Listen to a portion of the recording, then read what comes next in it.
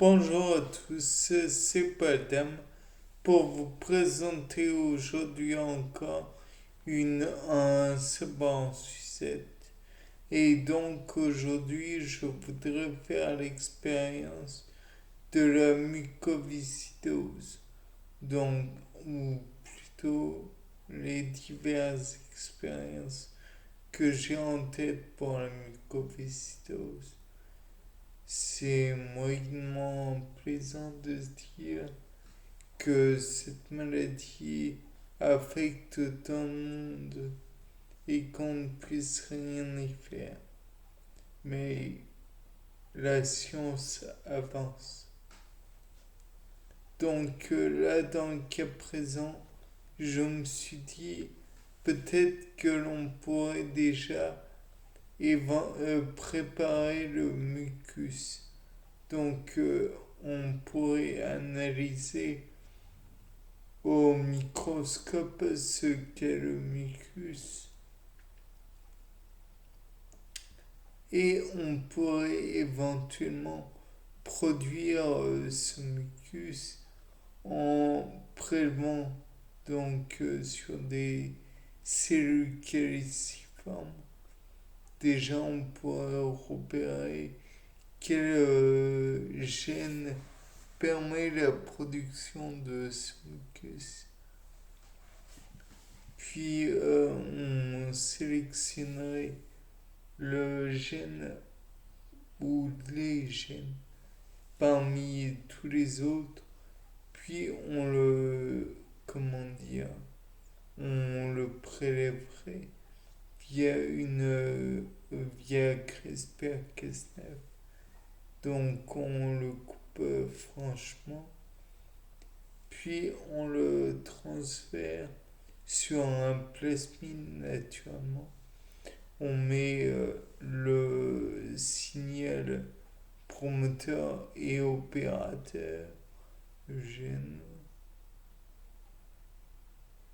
signal de début donc qui doit être présent, et le signal de fin. 5 plus pour le promoteur, enfin pour le gène le début et 3 primes, enfin 5 primes pour le début, 3 primes pour la fin. Ensuite, je propose qu'on le mette dans comment dire, des cellules bien connues, à savoir des Saccharomyces cerevisiae. Mais pour cela, au tout début, j'ai oublié de dire qu'on devrait, quoique non, c'est après, peut-être faire des méthodes PCR juste avant de le mettre dans les plasmides. On devrait reproduire ce fameux gène de telle façon à ce que on en ait beaucoup, qu'on puisse le mettre dans le plasmide et le plasmide qu'on puisse le micro-injecter dans des Saccharomyces cerevisiae, comme je l'ai dit. Et puis on pourrait peut-être voir comment se produit le, le mucus en mettant Saccharomyces cerevisiae sur un milieu minimum. Celui-ci, on le met à l'étuve et on attend. Normalement, je pense que on devrait avoir la preuve de la chose assez rapidement. Comme quoi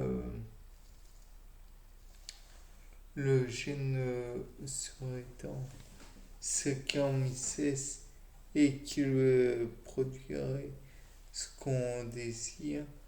Mais on pourrait aussi chercher à vérifier la présence de ce gène tout d'abord en rinçant les Saccharomyces, puis en mettant des anticorps que l'on aurait eux-mêmes produits à partir de cobayes à qui on aurait injecté le gène, puis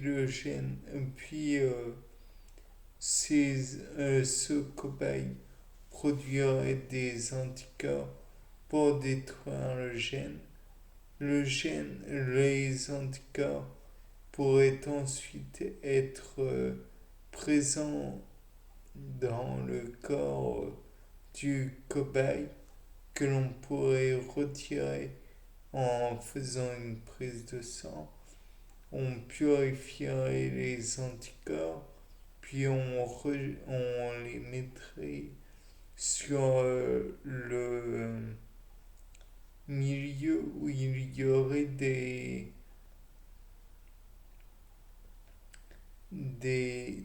mucus. Celui-ci ne pouvant être, comment dirais-je,